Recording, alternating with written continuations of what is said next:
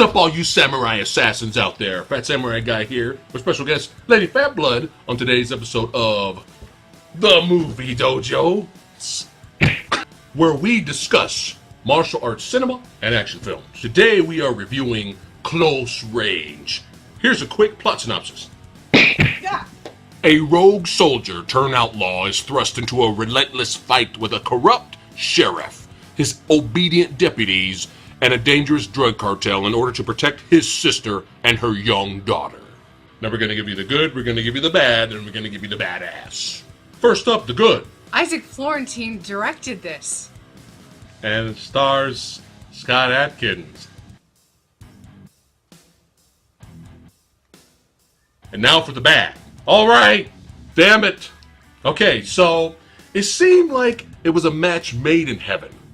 It seemed like it was peanut butter meets chocolate, okay? When you got director Isaac Florentine discovering and hiring Scott Adkins to be in his films, okay? It was just like gold, okay? You got Undisputed 2, you got Undisputed 3, you got Ninja 2 Shadow of a Tear. So we were all excited, okay, that they were going to pair up again, man. We knew we were getting a fourth Undisputed film called Boyka, which we cannot wait to see. But all of a sudden, this movie came out of nowhere in between. Now, Boyka is slated to come out later this year, but we were like, what is Close Range? We didn't even know anything about this. So we were like, oh, Isaac Florentine, Scott Adkins, oh, boom. Well, it turns out we found out exactly what Close Range was. It was the budget for Boyka. Yeah, so unfortunately, this is the theory we're going with here, okay? This is the theory. We found out that Undisputed 3, it's so sad, but Undisputed 3 made no money, okay? It did not do well, and that's because of illegal movie streaming and whatnot. Everybody just downloaded the movie. They couldn't wait to see it, so everybody downloaded it and watched it for free. And Undisputed 3 didn't do well. And it's a straight-to-video release for the most part. If that was, if there was any theatrical, I'd never heard about it. No. And as such, it's not going to rake in a lot of dough anyway. No. But you still want to support the little guy when the little guy's busting his ass trying to create and give us worthy entertainment. Even if it's low budget, it's still worthy entertainment. Undisputed 3's fight sequences alone rival big budget American Hollywood production. You had Scott Adkins, who is, in my opinion, one of the best top-notch martial art actors we have going today. Yeah. Paired with Marco Zaror, who really needs to be doing more. Yeah. With Isaac Florentine, who demonstrates time and again he knows how to film fight sequences. And to be quite honest, the only reason I wanted to see Close Range is because, first of all, I am just chomping at the bit for Boyka. I'm waiting for this movie. I've been waiting for this for a while. I know. And hearing that they teamed up to do this really, really small straight-to-video movie in Close Range, I was like, well, I'm intrigued. Damn it! You can tell that they did the absolute best that they could with this. This is a $3 million budget movie. Filmed out in the middle of nowhere. Basically, for the most part, no namers are in this. Very minimal in terms of set design. You're in a hotel room, you're outside, and you're inside a house. And that's pretty much it. And everything was kept to a complete bare minimum in this. When you don't have the story and you don't have the development you need in terms of characters. I feel like this was an ambitious movie with the amount of characters that they presented. They tried to be really stylistic at one point in introducing who the villains were, name by name by name by name by name by name by name. And in the end, it didn't matter. Didn't even matter. Right. And I can't imagine, I can tell you if anybody other than Florentine had directed and anybody other than Scott Adkins had been in this, it would have been even worse than what we got. But I think this boils down to just a really shit script. The movie opens up with a black screen with subtitles. And it's talking about the samurai. Okay? The two different versions of the samurai.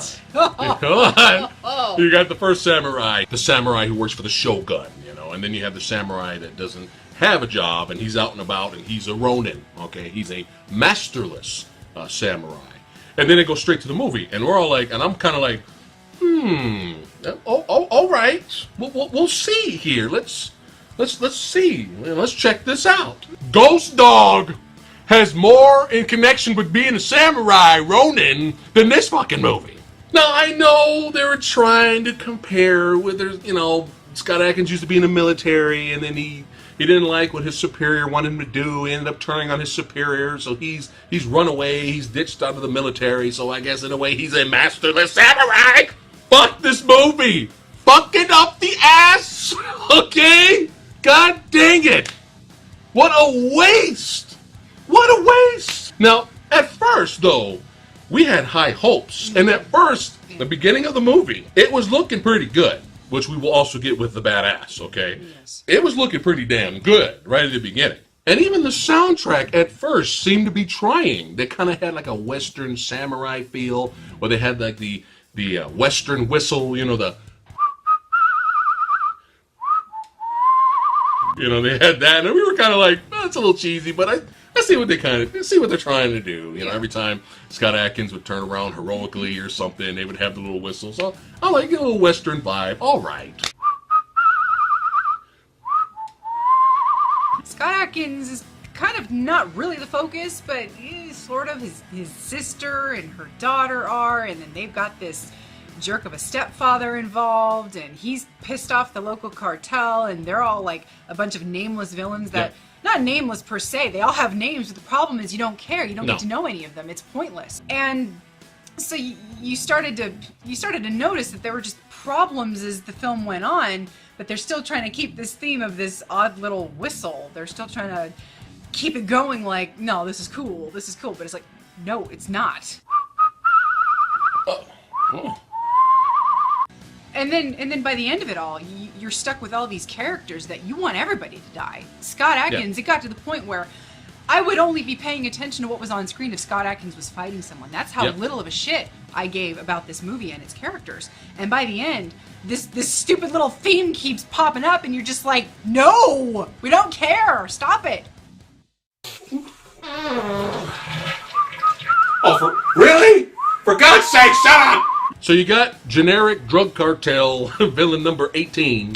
You don't care about whatever. Not like you're supposed to care about him, but you just don't really. He's not an interesting villain, okay? It's very generic. His crew, very generic. Although, ironically, he is the second best actor in the film next to Scott Adkins. Yeah, what does that say? What does that say, damn it? So Scott Adkins' sister's husband is dead, okay? She goes off and marries this asshole who, when you just look at the guy, you know he's a dick. You know he's no good.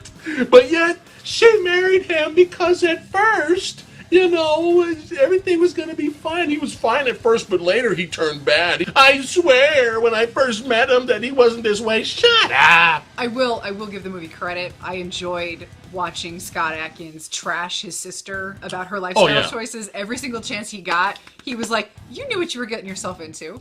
You fucked up your life. Don't be blaming other people for this shit. That was kind of amusing. But, And it was this douchebag's fault. The guy she married, it's his fault that the whole freaking drug cartel's coming to the family anyway. So she's not likable. You don't give a shit about her. She's just complain. And then you got the daughter. All the daughter did, she's a horrible actress. They're all bad. But all she did was fucking cry in this movie. Uncle Scott. No, Uncle Scott, don't care. Oh, mammy, don't get hurt. No. Oh, there's people outside. Oh, give me the phone so I can call the police. Which leaves us with the fucking corrupt sheriff. Yeah, it's not bad enough that we had an entire cartel on our ass. Sheriff, he's one of those stock villains where he's very generic, but then they try to give him this arc, and it is sad. No movie. So they try to give him this really bad, he's really a loving daddy, and he's on the phone with his 25-year-old trying to act like he's 6-year-old son, and his ending was so laughable because he buggered off. Yeah. He decided to let the cartel have Adkins and his family, and he got the hell out of Dodge. Well, all of a sudden, because of his son, he decided he was going to have a conscience. And so he out of nowhere. So he comes back and Yeah. he helps the family, and you're thinking, oh, well, that's his arc. He Yeah. just redeemed himself because he wanted to be a better dad, or he wanted his son to see him as a hero. Yeah. And then he ends up turning on Adkins again. Yeah. And for no reason, Yeah. puts himself into a position where Adkins kills him. And oh, they tried to make it all artsy-fartsy. And Yeah. at this point, I was like this. Yeah. The cartel is already dead. He has nothing. The corrupt cop, the sheriff, has nothing to fear with the cartel. They're dead already. Yeah. There's nothing. So he came back. He put on the body armor. They even set up the storyline where it was like, at one point, at one time, Adkins saved him, pulled him out of the river because he was drunk driving, and his car went off the bridge. And Adkins pulled him out. So they were kind of, they kind of set that up to where, oh, well, maybe this is where the conscience is coming in. So he's coming back to help the family. This movie felt like a TV show with missing episodes. Everybody knew everybody. Everybody had this long history with people, but we don't know. We don't know what you guys know. Show, don't tell.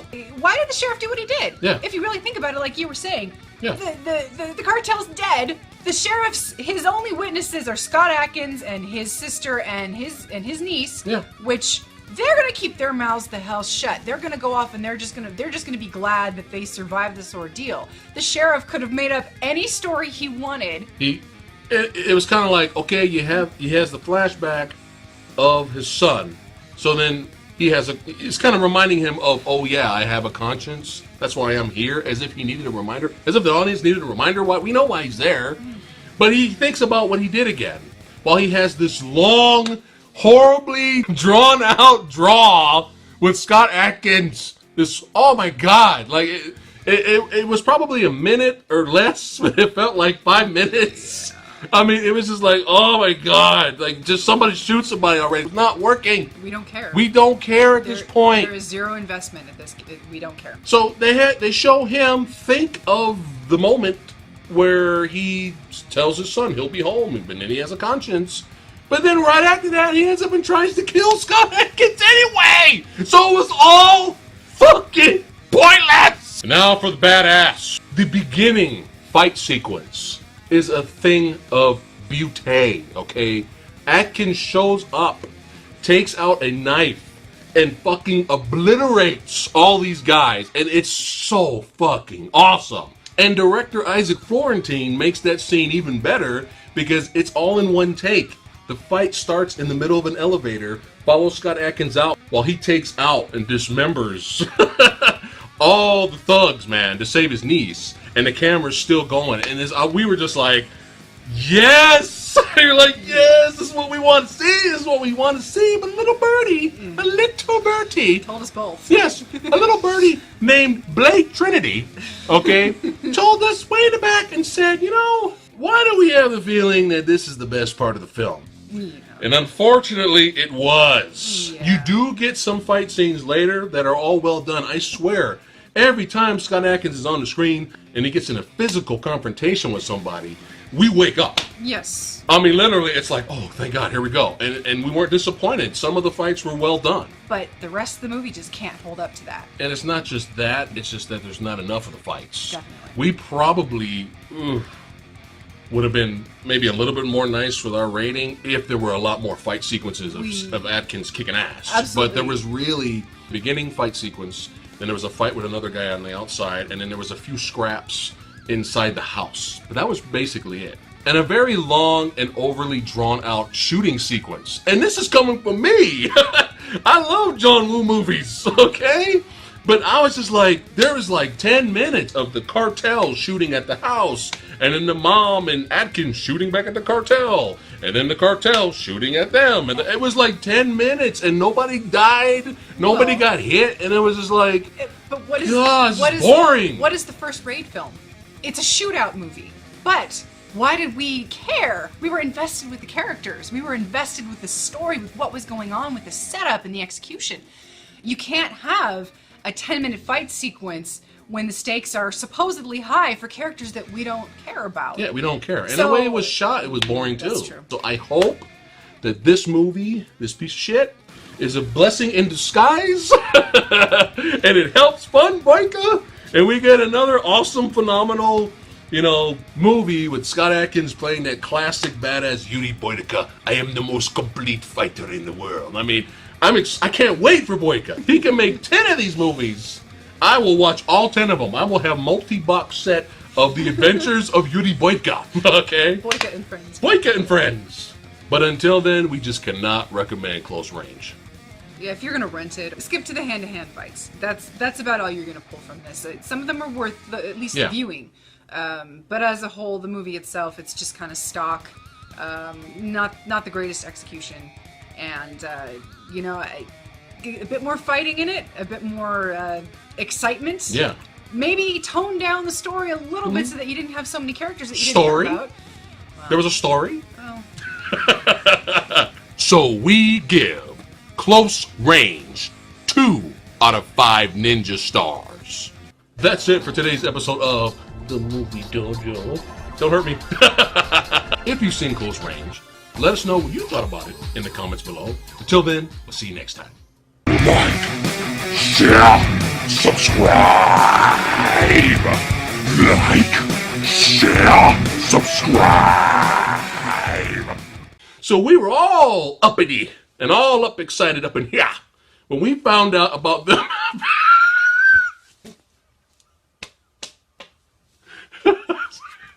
On today's episode of The Movie Dojo. I'll cut out that. Okay. I almost fell. Oh, I'm sorry. I thought you were acting.